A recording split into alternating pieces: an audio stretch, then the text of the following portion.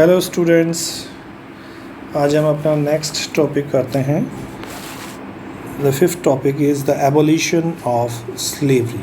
That means जो गुलाम बनाने की जो कस्टम थी, गुलाम बनाने की जो प्रथा थी, दास प्रथा जिसको कहा जाता था, उसको किस तरीके से ख़त्म किया गया, समाप्त किया गया। ये एक और फ्रांस की देन थी।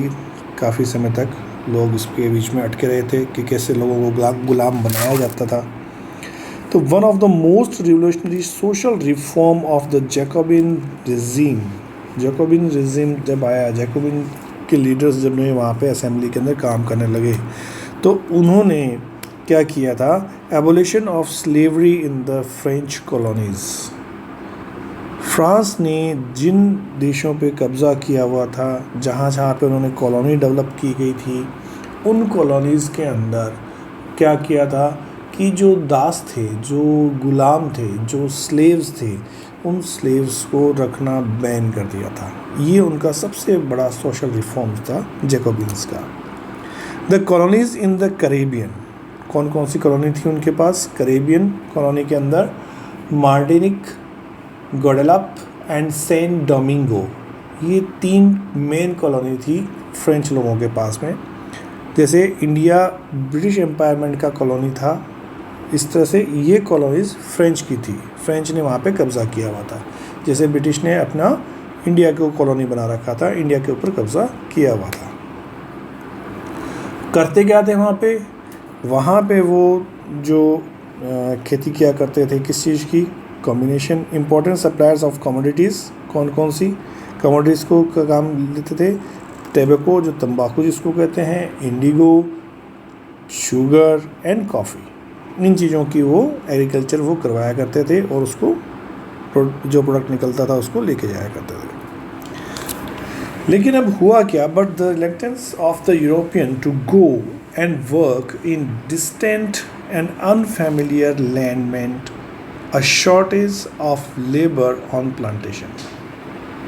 So, this way meet by the triangular slave trade between Europe, Africa and America. अब दूसरे देशों में काम करने के लिए जो यूरोपियंस थे वो नहीं जाना चाहते थे। अब वहाँ पे उनको काम किससे करवाया जाए? तब उन्होंने क्या किया? ये स्लेव सिस्टम स्टार्ट किया और गरीब लोगों को या दूसरे जो बाहर के उनकी कॉलोनीज़ की जो पब्लिक थी, उनको वो वहाँ से हायर करते, उनको उठाते, ज़बरदस्ती उनको ले जाके इन अपनी कॉलोनीज़ के अंदर काम करवाते थे, अपने खेतों में काम करवाया करते थे। यूरोपियन खुद नहीं जाना चाहते थे, अपना यूरोप छोड़ के खुद वहाँ नहीं जाना चाहते थे, लेकिन उनके जो बिज़नेस था, वो बिज़नेस क्या चीज़ था? ये सारा काम उनको करना था। तंबाकू वगैरह, ये जो है टैबेको, इंडिगो, शुगर, कॉफ़ी जैसी चीज़ें उन्होंने बनानी थी। इन सबको बागों में, उनके गार्डन्स के अंदर, उनके बाग जो थे उनके अंदर उगाने थे, तो उसके लिए लेबर चाहिए थी। अब इस लेबर की कमी को किस तरह से पूरा किया जाए, इसके ऊपर वो विचार कर रहे थे। और इसको करने के लिए उन्होंने क्या किया कि जो यूरोपियन कंट्रीज़ थी, आपको पता है यूरोपियन कंट्रीज़ ने पूरे वर्ल्ड के ऊपर कब्ज़ा किया हुआ था, जिसमें से सबसे आगे ब्रिटेन था। ब्रिटेन ने सब जगह कब्ज़ा किया हुआ था, अलग अलग देशों पे कब्ज़ा कर लिया था।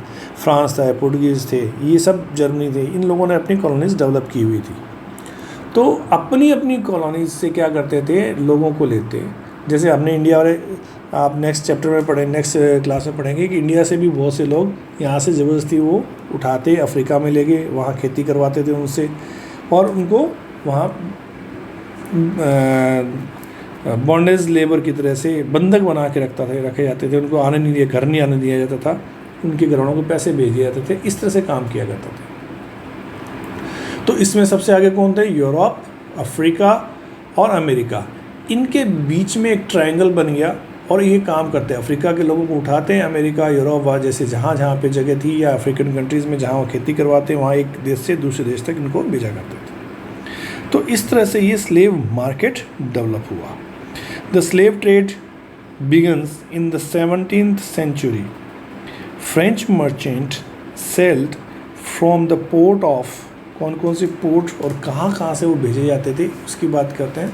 द पोर्ट ऑफ बोर्दे एंड नांदे, ये 2 पोर्ट थे।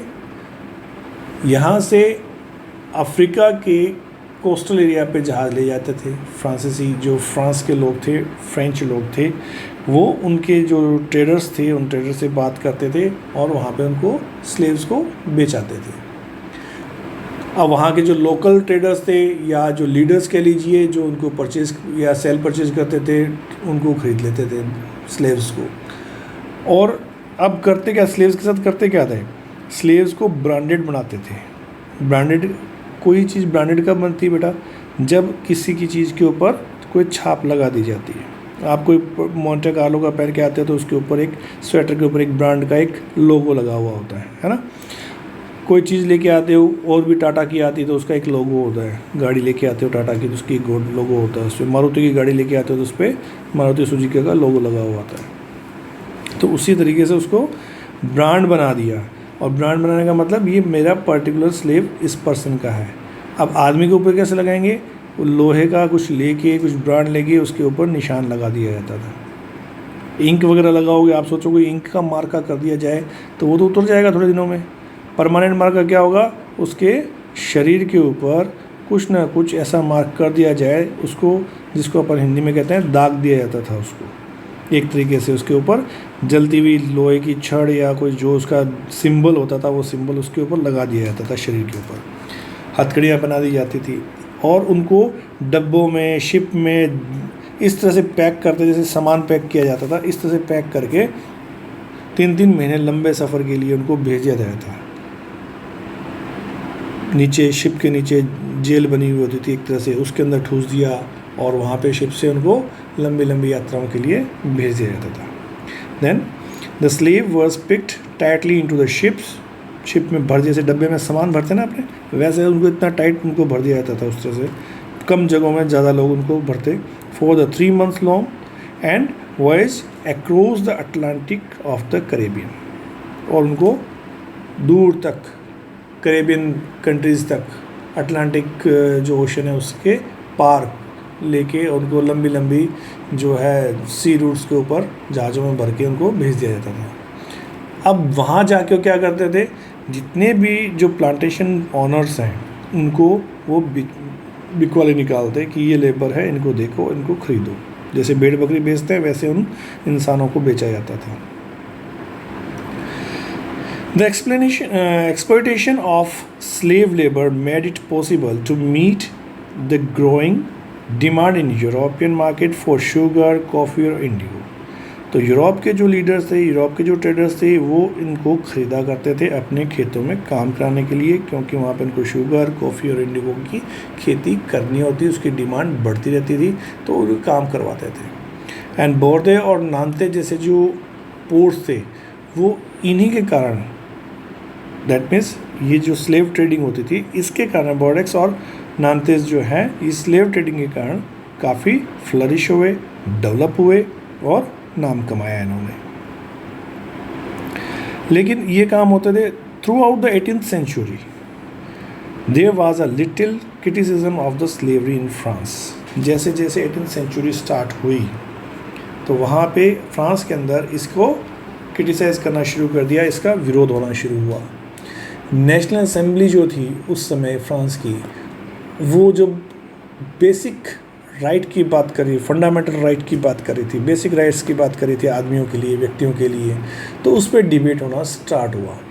लेकिन उस डिबेट के अंदर एक ये बात भी आई कि क्या फ्रांसीसी या फ्रेंच कॉलोनीज़ जो हैं उसके अंदर भी आप उनको ये ख़त्म कर देंगे।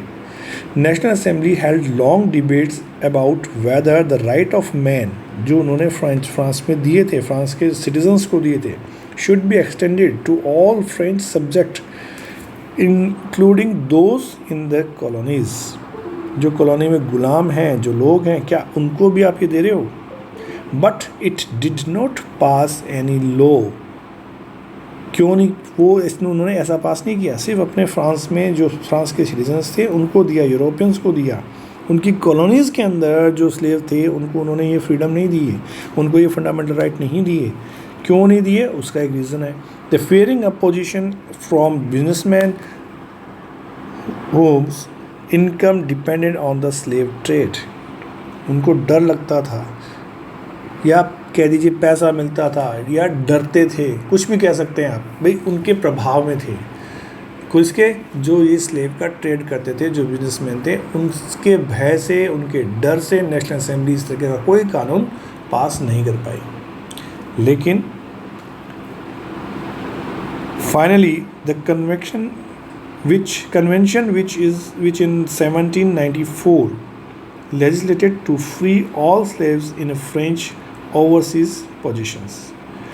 1794 के अंदर कन्वेंशन ने फ्रांसीसी जितने भी जो फ्रेंच के कॉलोनीज़ थी उन सभी के अंदर जितने भी स्लेव्स थे उनको फ्री कर दिया, उनको स्लेव रहने से मना कर दिया, ये कानून बना के ख़त्म किया। लेकिन अब जब ये किया था उसके बाद ये कानून बहुत थोड़े समय के लिए रहा। However, the turn out to be a short term measure 10 years later। Approximate लगभग 10 साल तक ही ऐसा रह पाया। 10 साल बाद क्या हुआ, नेपोलियन वापस आया और री इंट्रोड्यूस किया उसने स्लेवरी सिस्टम को। नेपोलियन आना शुरू, उसने स्लेवरी सिस्टम, दास प्रथा वापस शुरू कर दी। प्लांटेशन ऑनर्स जो थे understood their freedom as including the right to enslave African Negroes in pursuit of their economic interest। Slavery was finally abolished in French colony in 1848। 19th century में जाके ख़त्म हुई। 17th सेंचुरी से start हुई थी, 18 में एक बार ख़त्म हुई कुछ सालों के लिए, लेकिन फिर नेपोलियन बोनापार्ट जो आया था उसने इसको वापस रीइंट्रोड्यूस कर दिया। उसके बाद जितने भी जो ये प्लांटेशन ऑनर्स जो थे उन्होंने अपने इकोनॉमिक इंटरेस्ट के लिए, अपने पैसे कमाने के लिए, जितने भी अफ्रीका के जो निग्रो लॉग्स थे, जो मूल अफ्रीकी हैं, जो नेटिव अफ्रीकीज़ हैं, उनको निग्रो कहा जाता था। निग्रो वर्ड एक्चुअल में एक तरह से वो लोग गाली मानते थे इस वर्ड को, एक तरह से ये मानते हैं कि जो काला है, अपमानजनक शब्द उसको कहा जा सकता है, इंसल्टिंग वे में जिसको कहा सकता है। जैसे आप किसी को जैसे गांधी जी ने हमारे यहाँ दलित या हरिजन शब्द दिया था, जो बैकवर्ड क्लास था, उनको पर्टिकुलर वर्ड में कुछ आप बोल दो तो आज वो गाली मानी जाती हैं। तो उसी तरह से निग्रो जो वर्ड है वो ब्लैक पीपल के लिए यूज़ किया जाता था, जो अफ्रीका या अमेरिकन नेटिव अमेरिकन्स थे, नेटिव अफ्रीकन्स थे, जो लंबे और काले हुआ करते, उनके लिए यूज़ किया जाता था। लेकिन अब लोग वो उसको किसी को आप बोलो तो वो बुरा मानता है। तो इस तरह से ये चला। लेकिन इन लोगों को 1848 में जाके जितनी भी फ्रेंच कॉलोनीज थी उसमें इनको फ्रीडम मिला, उसके अंदर इनको राइट्स मिले। क्लियर? तो आज इतना ही पढ़ेंगे अपना, ये देख लीजिए, आप इसको पूरा कर लीजिए। The print of 1794 describe the अब ये क्या कर रहा है अपने को, जो पिक्चर है हमारे पास, कौन सी पिक्चर है साहब, ये है दास जो थे, गुलाम जो थे, उनको हटाने की, उनको दूर करने की, उनको बाहर निकालने की पिक्चर्स है हमारे पास, है ना। अब इस पिक्चर्स के लिए उन्होंने इसको यूज़ किया। इसके अंदर जो सिंबल्स दिए हुए हैं वो आपने देखना है। तो ये जो पिक्चर है द एमांसिपेशन ऑफ स्लेव्स, ये क्या है कि कैसे वहाँ के ट्राई कलर जो बैनर्स में दिया है, टॉप कैरियर्स जो है स्लोगन वहाँ पे लिखा हुआ है, द राइट ऑफ मैन, ठीक है। और इसके अंदर नीचे कुछ वर्ड्स लिखे हुए हैं, उसको आप पढ़िए, उसके अंदर जो चीज़ें लिखी हुई हैं वो हमें देखनी है। The freedom of the unfair, a French woman preparation of the civilize the African and American Indian slaves by the giving them European clothes to wear, ठीक है। इसमें राइट क्या है इंसान के, कैसे गुलामों को, स्लेव्स को फ्री किया गया, उनको फ्रीडम मिली। और एक लेडी जो आपको नज़र आ रही होगी वो क्या कर रही है, कपड़ा देने की कोशिश कर रही है, उसको एक तरह से बराबर लाने की कोशिश कर रही है, उसको सिविलाइज्ड बनाने की कोशिश कर रही है यूरोपियन क्लॉथ देके। और ये निग्रो लॉग्स हैं, निग्रो हैं जिनको वो ऊपर लाने की कोशिश कर रहे हैं। तो ये उसको पिक्चर्स को शो करने की कोशिश की गई थी।